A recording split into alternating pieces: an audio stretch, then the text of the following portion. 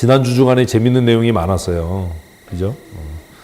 제가 이번에 얼마나 힘들었는지 이번에 나가서는 큐티를 못했어요. 노트북이랑 싸가지고 가가지고 마음도 안 들고 가방에 무겁게 들고 가가지고 그냥 거의 뻗어 있다시피 하다가 왔는데 이번 주간의 내용이 그 스가랴의 여러 가지 환상들, 여러 가지 이야기들, 스가랴의 그 하이라이트 중에 하나는 날아가는 두루마리예요. 성경에 날아가는 두루마리 얘기가 몇 군데 나오는데 스가랴에 나오죠. 날아가는 두루마리. 얼마나 멋있어요. 두루마리가 날아가는 거예요. 우리 입식으로 표현하면 뭐가 날아가는 거예요? 성경책이 날아가는 거예요. 온 세상에. 성경책이 날아가면서 뭐 하는 거예요? 심판을 선포하는 거예요.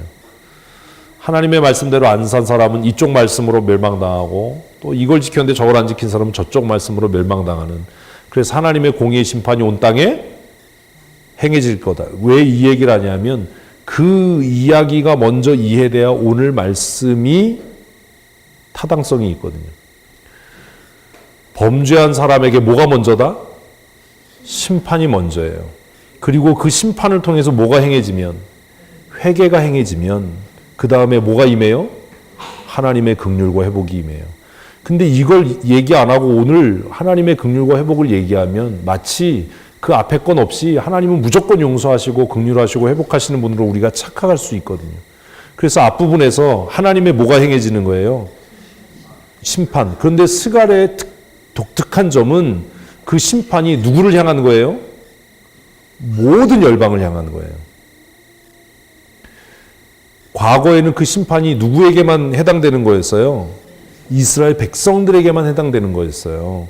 근데 날아가는 두루마리 환상을 보면서 심판이 모든 열방, 모든 민족에게 다 임하는 거예요. 졸려도 정신 차리고 들으셔야 돼요. 이것만 이해되면 오늘 본문 그냥 읽으면 끝나요. 다 모든 민족이 다 하나님의 심판의 대상이 돼요. 이 얘기는 뒤집으면 하나님의 긍휼과 하나님의 회복이 누구에게? 모든 열방과 민족에게 미친다예요. 그래서 앞에 있는 얘기가 이해돼야 오늘 뒷이야기가 이해가 됩니다. 제가 신대원 다닐 때 이 소선지서를 따로 좀 공부를 했었거든요. 이 스가랴가 정말 재밌어요. 그래서 앞쪽에서 하나님의 심판이 범죄한 이스라엘만을 향하는 것이 아니라 모든 민족, 모든 나라, 모든 열방에 하나님의 공의의 심판이 행해졌어요. 그리고 나서 이제 하나님께서 모든 나라와 모든 열방을 뭐 하신다? 구원하신다. 그런데 모든 나라와 모든 열방을 구원하는 하나님의 방법은 예수 그리스도로 이어지는 겁니다. 그래서 스가랴 다음에 말라기가 나오고 그 다음에 뭐가 나와요? 세례 요한이 나와요. 말라기가 나오고 뭐가 나와요? 또 마태복음이요 이러시면 안 되고 세례 요한이 등장해서 세상 죄를 지고 가는 하나님의 어린 양이다. 근데 여기에 굉장한 반전이 있는 겁니다. 그게 뭐냐면 구약의 개념대로라면 세상 죄라고 얘기하면 안 돼요. 뭐라고 얘기해야 돼요? 이스라엘 백성의 죄를 지고 가는 이 돼야 돼요. 그런데 예수님이 오실 때 세례 요한은 뭐라고 얘기하냐면 온 세상의 죄를 지고 가는 하나님의 어린 양이라고 선포하는 거예요. 그래서 스가랴가 가졌던 환상, 스가랴가 꾸었던 모든 민족과 열방의 구원에 대한 비전이 결국 예수님을 통해서 이루어지는 거예요. 세상 죄를 지고 가는 하나님의 어린 양. 그러면 우리는 그냥 아무 생각 없이 읽었지만 그렇다면 예수님은 누구를 위해 죽은 거다? 모든 민족, 모든 백성, 모든 나라, 모든 언어를 가진 열방을 위해서 십자가에 죽으신 거예요. 그러니까 패러다임이 바뀌는 거죠. 소선지서가 그래서 중요한 거예요. 소선지서 오기 전까지는 하나님의 구원과 하나님의 긍휼과 하나님의 은혜가 누구를 향한?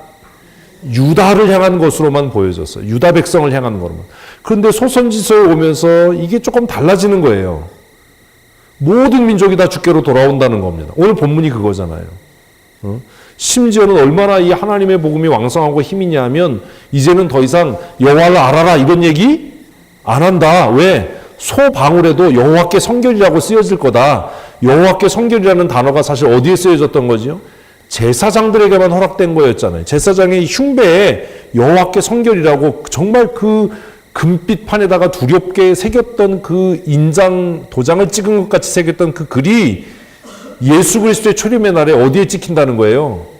말방울, 우리식으로 하면 개나 소나 다 아는 이야기가 된다라는 겁니다. 이건 굉장한 혁명, 혁신이거든요. 이스라엘 백성들에게만 허락됐던 그 복음의 비밀이 모든 이방인들에게도 열려져서 이제 더 이상 야 예수 믿어 뭐 하나님이 뭐 이런 얘기 할 필요 없다. 소도 다 안다. 개도 다 안다. 그게 소선지서 전체를 흐르는 여호와의 크고 두려운 날에 대한 개념이에요. 그래서 오늘 이 8장 14절부터 23절까지의 본문은 회복에 대한 약속이에요. 네? 회복에 대한 약속. 그런데 이 회복에 대한 약속이 선포되기 위해서 앞에 열방을 심판하는 하나님의 심판이 선포되는데 하나님의 심판은 임의로 행해지는 게 아니라 무엇을 따라서? 말씀의 약속을 따라서. 그래서 그것을 스가랴에게 하나님이 큰 환상으로 하늘을 나르는 두루마리의 환상을 보이신 겁니다. 지난 주간에 큐티 하신 분들은 이게 무슨 얘기인지 이해가 되실 겁니다. 그 스가랴는 환상들이 많아요. 상징이 많아요. 이런 부분들을 잘 이해하셔야 합니다. 자, 8장 14절 우리 같이 읽습니다. 만군의 여호와가 이같이 말하노라. 이렇게 얘기하는 건 선지서의 특징이죠. 봉인 같은 거예요. 그래서 이렇게 앞에 보면 만군의 여호와가 이같이 말한다라고 얘기하고 끝에 보면 만군의 여호와의 말씀이다. 이렇게 끝나요. 그러면 따옴표 같은 거예요. 시작과 끝. 이 안에 들어있는 약속은 불변한 영원한 하나님의 약속이다라는 것을 이야기하는 겁니다. 뭐라고 말하는지 잘 들어보십시다. 같이 읽습니다. 너희 조상들이 나를 경노하게 하였을 때에, 과거죠. 우상 숭배하고 그랬을 때에, 시작. 내가 그들에게 재앙을 내리기로 뜻하고 뉘우치지 아니하였으나. 과거에는 그랬어요. 너희의 조상들이 우상 섬기고 하나님과 언약을 깨고 하나님의 마음을 아프게 하고 그랬을 때 하나님께서 내가 재앙을 내리고 다시는 용서하지 않을 거야. 이렇게 하나님이 굳게 마음을 먹었었다. 과거에. 그런데 15절 이제 내가 다시 예루살렘과 유다 족속에게 은혜를 베풀기로 뜻하였나니. 무슨 변화가 있었기 때문이지요?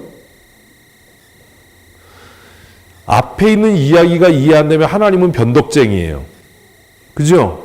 아니 14절에서는 내가 내 뜻을 돌이키지 않기로 작정했는데 15절에 아무 일도 없었는데 은혜 베풀기로 했어. 그러면 혼자 지풀에 막 화가 나가지고 막 열받았다가 지풀에 이제 화가 꺾이니까 야, 이제 내가 용서해야지. 이런 얘기가 아니라는 거예요.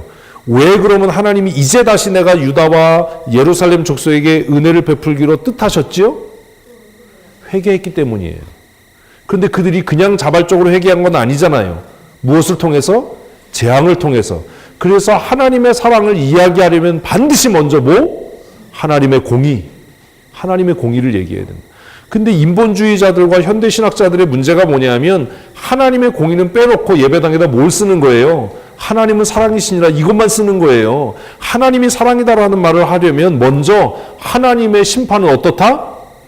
무섭다. 하나님의 공의는 두렵다. 이걸 먼저 가르쳐야 되는 거예요. 응? 그래서 복음주의는 문제가 있어요. 어떤 선교사 후보생이 저한테 그래요. 목사님, 복음주의는 문제가 있는 거 아닙니까? 문제가 있지. 그러니까 중국에서 이렇게 교회들 연합하면서 그 정관을 만드는데 거기 우리는 복음주의 노선을 따라 이 글을 넣어야 되냐 말아야 되느냐가 그것 때문에 싸웠다. 신학적인 정체성에 대해서 제가 얘기를 했거든요. GMS 파송 선교사로 나갔을 때 너희들이 반드시 신학적인 정체성을 가져야 된다. 대한예수교 장로회 그 신학적인 정체성을 가져야 된다. 그러니까 그 친구가 듣고 아 목사님 말씀이 맞습니다. 근데 현장에서 이제 초교표적으로 선교사들 연합사역을 하잖아요. 응?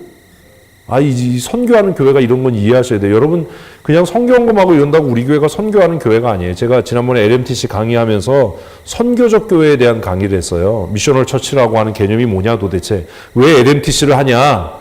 물으니까 LMTC 나와서 배우는 사람들이 왜 LMTC를 하는지를 몰라요. 당신 왜 LMTC 하냐? 몰라요. 왜 하죠? 그거 받아가지고 뭐 선교사 인준 받아서 나가려고 하나요? LMTC를 하는 이유가 뭐죠? 우리 GMS에서? 제가 양수상 목사한테 야 도대체 뭘 가르친 거야? LMTC 왜 하는지도 모르고 이거 수료한다고 이게 다야?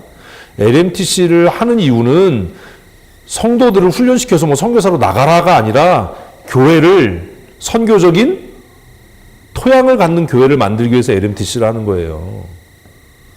그게 무슨 뭐 평신도를 훈련해가지고 뭐 선교사로 말 같지도 않은 소리 하지 말고 그거 뭐 1년 훈련 받아가지고 선교사가 되겠어요? 근데 하는 사람도 이게 뭔지를 모르는 거예요. 미셔널 처치라고 하는 개념이 뭐냐? 미셔널 처치는 그냥 선교헌금하고 뭐 이게 아니에요.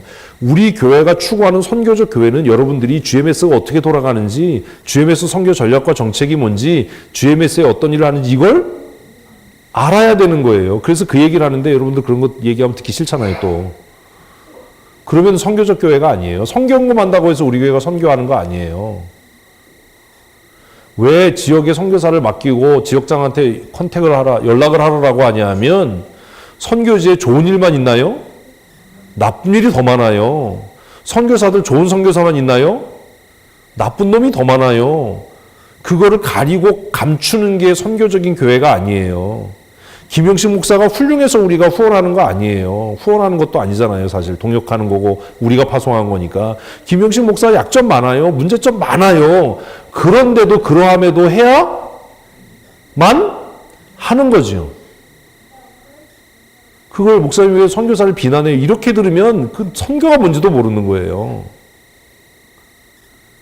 김영식 목사가 훌륭하고 인격이 훌륭하고 뛰어나고 뭐 천사 같아서 우리가 파송한 겁니까? 아니잖아요. 선교지에 나가면요 사기치는 놈들도 많아요. 이번에 우리 교단에도 한번 홀라당 뒤집어졌어요. GMS에서. 선교사들한테 돌아다니면서 뭐라고 그랬냐면 1,000만 원 맡기면 이자로 매달 50만 원씩 준다 이래가지고요 수백억 헤쳐먹었어요. 그래서 지금 구속됐어요, 한 사람. 근데 성도들은 이런 거를 듣는 걸 불편해하는 거예요. 근데 알아야 돼요. 그런 문제가 있지만 그러함에도 선교는 예? 아, 이분들 봐라. 그러함에도 해야 되는 거예요. 아니 그런 얘기하면 누가 선교사 후원해 이런 소리 하면 그 사람은 선교하지 말아야 되는 거예요. 그러함에도 불구하고 선교는 해야 돼요. 하나님이 여러분 훌륭해서 사랑하시나요? 무슨 헛소리예요.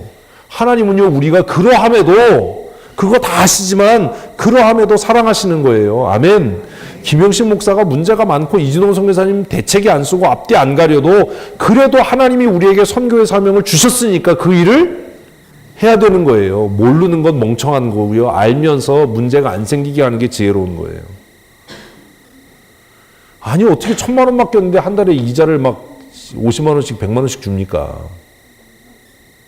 응? 거기에 또 넘어가는 선교사들은 뭐예요 또? 정신을 차리셔야 돼요. 우리 교회는 성경적인 교회일 뿐만 아니라 어떤 교회요? 선교지향적 교회예요. 영어로 하면 미셔널 처치, 선교지향적 교회.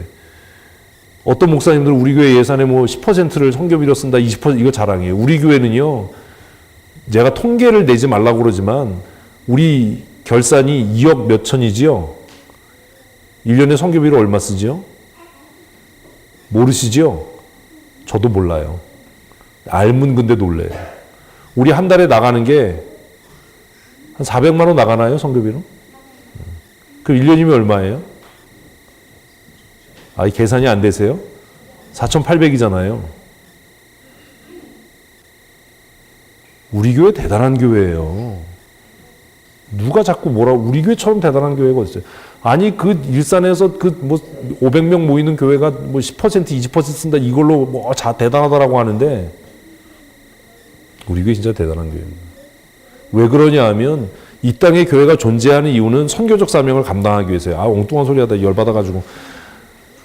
근데 여러분 이거 이해하셔야 돼요. GMS가 어떤 문제가 있는지 담임 목사가 지금 GMS 이사로 5년, 6년째 일하면서 도대체 무슨 일을 하는지 알아야죠. 왜 선교사 후보생들 해외 훈련 가는데 왜 그렇게 길을 쓰고 가려고 하는지 해외여행 갈 데가 없어서 그거 가겠어요. 아, 가가지고 얼마나 개고생을 하는데.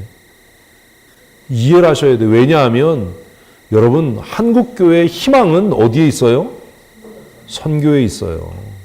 어떤 선교사가 그랬대요. 목사님, 한국교회 선교사를 이렇게 조사해 보면요. 선교사 숫자하고 한국의 GNP가 같이 올라가요. 선교사 숫자가 뭐라고요? 한국 GNP 수치라는 거예요.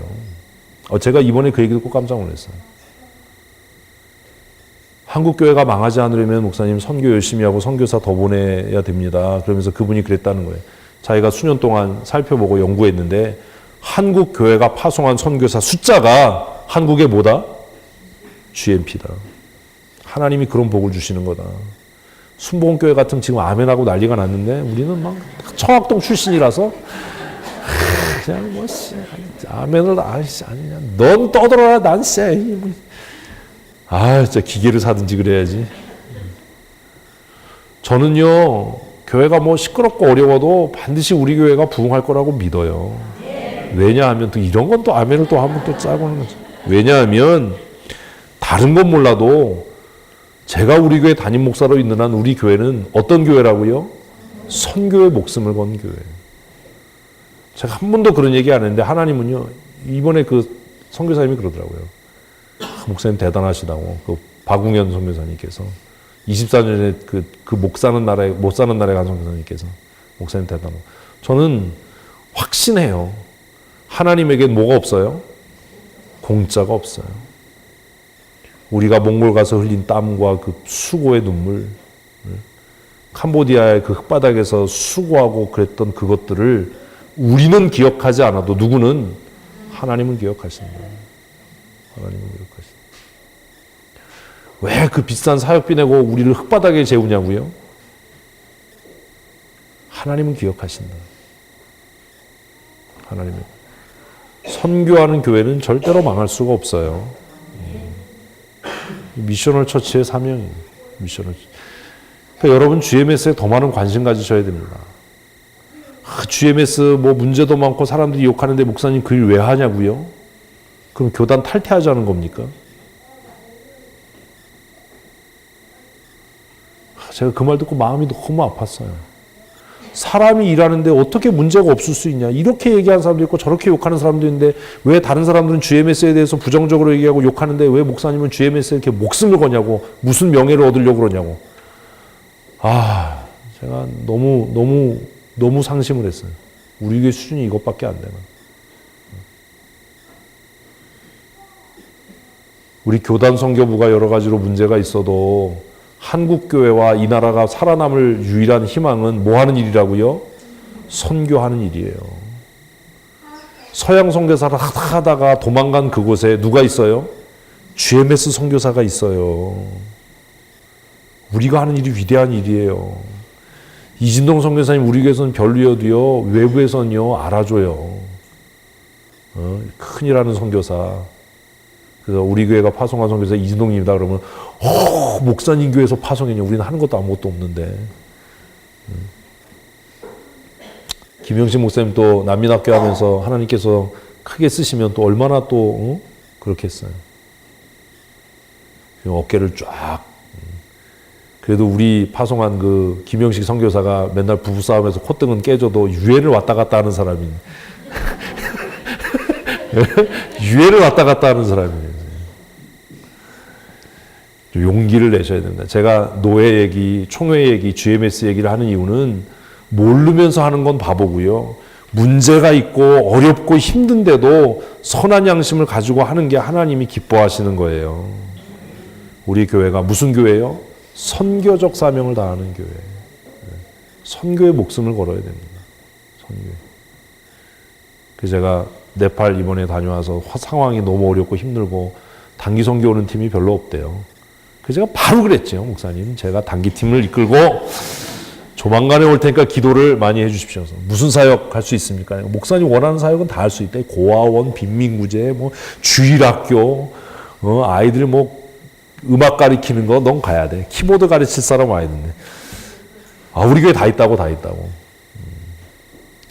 내년은 좀 빠르고 내후년쯤에 우리 네팔로 단기 선교를 아마 가게 될 거라고 생각하는데 그 사이에 팔이 2개가 더 나야 되는데 우리 2팔이라서 네팔이 돼. 네팔. 뭔 소린지. 네팔이 돼야 되잖아요. 네팔 가려면 네팔. 나라 이름이 참 좋아요. 네팔. 제가 선교사님한테 약속을 했어요. 우리 청년들 정말 일 열심히 잘하고 그러니까 제가 우리 청년들 데리고 와서 빈민사역하고 주일학교, 여름 성경학교 사역하고 할 테니까 목사님 기도해 주십시오. 겨울에 갈까요? 여름에 갈까요? 그러니까 굉장히 아리송한 대답을 하셨어요. 겨울에 오시면 선교도 하고 관광도 하실 수 있고요. 여름에 오면 우기라서 선교만 하셔야 됩니다. 이걸 그래서 사실은 말씀이 그래도 여기까지 왔는데 뭐는 보고 가셔야 되잖아요. 그러면 겨울에 간다고 그러면 꼭 놀러 가는 것 같고 여름에 가면 8월달 7, 8, 9가 거기도 우기거든요. 우기에 비가 많이 옵니다. 네팔에. 어쨌든 위해서 기도하십시다. 그래서 제가 GMS 이런저런 얘기하는 건 알면서도 우리가 그 일을 해야 되는 거예요. GMS에 문제 많아요. 사람이 모이니까 문제 많죠. 이런 사람도 있고 저런 사람도 있고. 그래도 나쁜 사람보다는 어떤 사람이 더 많아요? 선한 사람들이 많아요. 신실한 사람들이 많아요. 그래서 그 일을 하는 겁니다. 여러분들이 기도해 주시고 함께 동역해 주셔서 제가 잘할 수 있어서 감사하고 이렇게 나갈 때마다 우리 선교사 후보생들 또 식사 대접하고 또 커피도 대접하고 사람 많으니까 그 못 사는 나라에서 커피 마셨는데 10만 원이 넘어요. 사람 많으니까. 그리고 선교사 후보생들은 또 선배가 사준다 그러면 또 우리 같으면 미안해서 싼 거 먹는데 이 친구들은 웬만하면 비싼 걸 먹어요. 하여튼 뭐 커피 한 잔 마시고 뭐 이러는 것도 돈이 많이 들어가지만 그래도 감사한 일이죠. 그런 일들을 하실 수 있게 하셔서 감사하고 어쨌든 앞에 하나님의 심판과 하나님의 징계가 있어서 하나님의 공의가 충족된 거예요. 그냥 마음이 바뀐 게 아니에요. 뭐가 충족될 때 하나님의 공의가 충족될 때 하나님의 은혜가 비로소 시작되는 겁니다.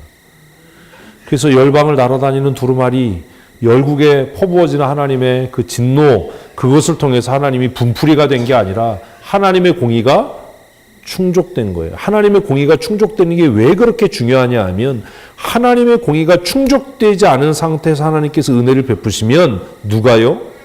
사단이요. 하나님을 뭐 하지요? 참소하지요. 그래서 오전에 다 말씀드리지 못한 사단이 하와를 넘어뜨리고 하와를 통해서 아담을 타락시키고 그 다음에 노린 게 뭐예요? 하나님이 아담을 너무 사랑해서 그에게 하나님의 공의 심판을 행하지 못하시는 것을 통해서 하나님을 참소하려고 하는 겁니다. 하나님 공의라면서요. 아담이 법을 어겼는데 그를 용서하시면 왜 나는 심판하십니까? 이러면 하나님은 사단을 죄 없다고 하든지 불의한 하나님이 되든지 둘 중에 하나잖아요. 사단은 그걸 노린 거예요, 사실. 아담이 목적이 아니에요.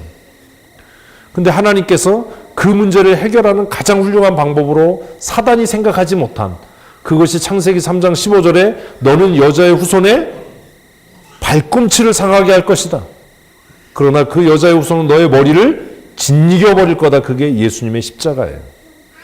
그래서 그것을 우리는 원시복음이라고 하는 겁니다. 그래서 지금 스가랴에서 하나님의 은혜가 베풀어지기로 뜻이 바뀐 건 이미 하나님의 공의를 충족시키는 사건이 있었기 때문이에요. 하나님의 공의가 충족됐습니다. 그래서 이제 말씀합니다. 너희는 더 이상 뭐 하지 말아라? 두려워하지 말아라. 내가 은혜를 베풀기로 마음을 먹었으니까 이제 두려워하지 말아라. 16절 읽습니다.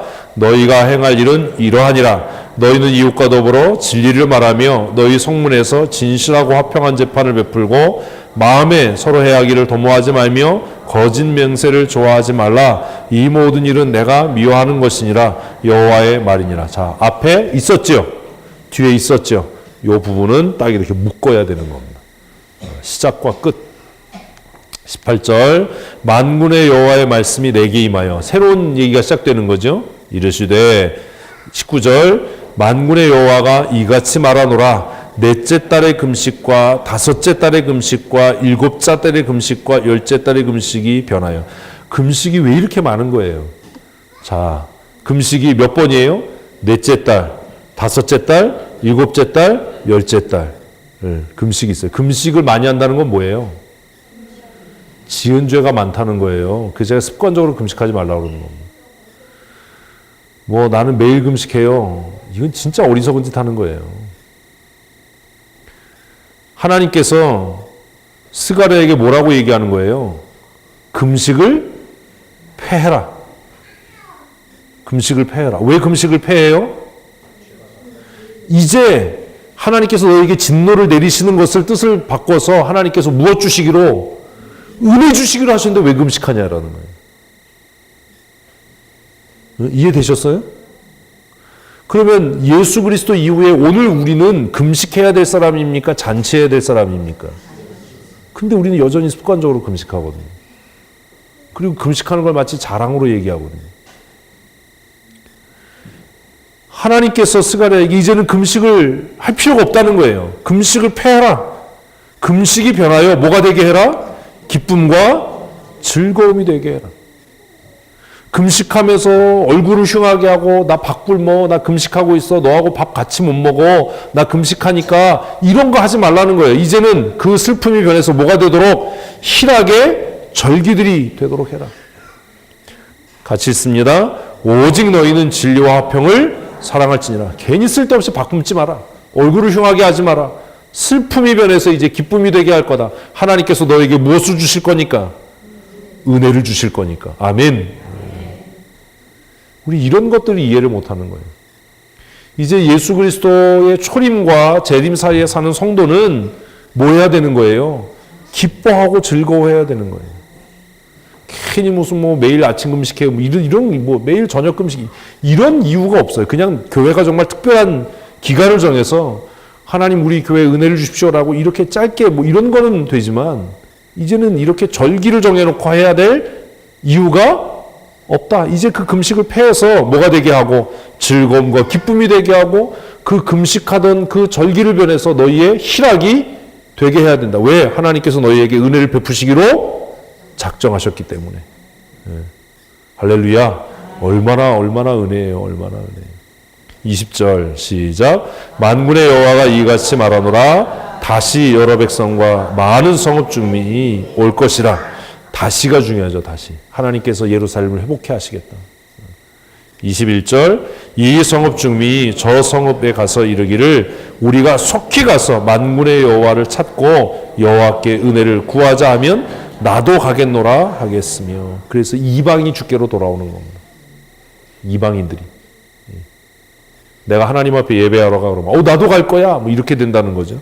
22절 많은 백성과 강대한 나라들이 예루살렘으로 와서 만군의 여호와를 찾고 여호와께 은혜를 구하리라. 우리가 뭐하면 금식을 그치고 기뻐하고 하나님이 주신 은혜를 누리면 이것을 통해서 열국이 주께로 돌아오게 될 것이다.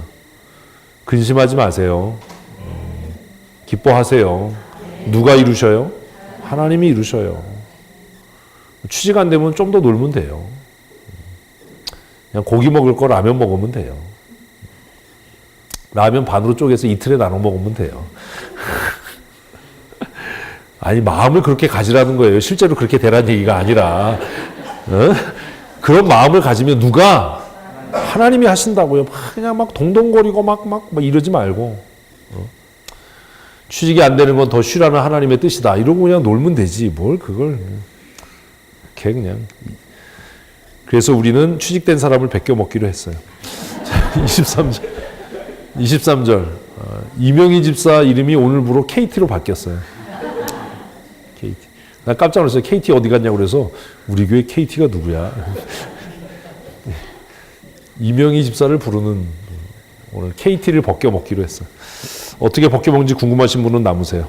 만군의 그렇다고 또 놀래고 그래. 우리가 먹으면 얼마나 먹는다고. 만군의 여호와가 같이 만군의 여호와가 이같이 말하노라. 그날에는 말이 다른 이방 백성 10명이. 자, 언어가 다른이에요. 이방인이죠. 그죠? 이방의 백성 몇 명이? 10명이. 그 다음 표현이 너무 재밌어요. 같이 있습니다. 유다 사람 하나의 옷자락을 잡을 것이라. 이게 무슨 얘기죠? 힘써서 전도하지 않아도 우리가 하나님의 은혜로 뭐 하면 기뻐하고 즐거워하며. 왜 전도가 안 되는지 아시겠어요? 에? 에? 교회가 맨날 자기들끼리 싸우고 다투는데 무슨 전도가 돼요? 뭐 명성교회가 뭐 세습을 해서 문제야. 이러면 여러분들은 뭐라 그래야 돼요? 문제 없어. 그게 무슨 문제야. 하나님이 하셔. 이래야 되는데 예수 믿는 사람들이 나서가지고 교회가 세습을 하고 이게 문제야. 이러니 무슨 전도가 돼요. 우리가 뭐 할 때 기뻐할 때, 우리가 뭐 할 때, 기뻐할 때, 우리가 뭐 할 때, 즐거워할 때, 세상에 기뻐할 일이 없고 즐거운 일이 없는데 저 사람들은 뭐해서 저렇게 어떻게 기쁨으로 찬송을 하지? 내가 저 사람 보면 지금 근심이 많아서 잠도 안 올 텐데 어떻게 저렇게 기뻐하지? 이래야지요. 야, 취직이 안 돼서 6개월 놀았대. 근데 어떻게 저 사람 기뻐하지? 이래야 뭐가 되는데, 전도가 되는데 세상에 오만 근심을 다 하고 얼굴을 죽상하고 다니면서 어쩌다가, 왜 그래? 그럼 예수 믿어. 누가 예수를 믿, 너같이 되라고? 이럴 거 아니에요. 같이 밥 먹자. 나 오늘 아침 금식하고 있어. 예수 믿어. 아니, 누가 예수를 믿겠어, 누가. 나 같아도 안 믿지. 난 바꾸는 거 싫은데 예수 믿으면 바꿀 뭐 해야 돼. 아니, 누가 그러겠어요, 누가. 어? 교회 갔다 와가지고, 우리 교회 이게 문제야, 저게 문제야, 맨날 싸웠어. 이런데 누가 그 교회를 나오겠어요? 오늘 왜 이렇게 주일인데 늦게 왔어? 오늘 예배 끝나고 우리 집사님들끼리 모여서 그냥 야식 먹으면서 즐겁게 얘기하고 떨다 보니까 이렇게 됐네. 그러면, 아니, 뭐가 그렇게 재밌어? 궁금해? 와봐. 뭐 이래야지요. 왜 이렇게 늦게 왔어? 그러면, 오늘도 또 재직하면서 싸우고, 교회 얘기하지 마. 머리 아파. 누가 예수를 믿겠어, 누가. 월요일날 출근했는데 얼굴에 막 근심이 가득해. 왜 그래? 그러면, 요즘엔 우리 부부싸움 할 일 없는데 교회 때문에 우리가 맨날 싸워. 누가 그 교회를 나가겠냐고요, 도대체. 그 교회 나가는 사람들이 나가서 우리 교회 이게 문제야, 저게 문제야. 근데 누가 그 교회를 나오겠어요? 우리가 뭐 할 때, 기뻐할 때, 우리가 뭐 할 때, 즐거워할 때, 우리가 날마다 잔치할 때, 그때 10명의 이방인이 성도교회 교인 하나를 붙잡고, 나도 그 교회 좀 이런 역사가 일어날 줄로 믿습니다. 진짜 승질나서네. 무슨 문제가 있다는 거예요, 도대체. 무슨 문제가.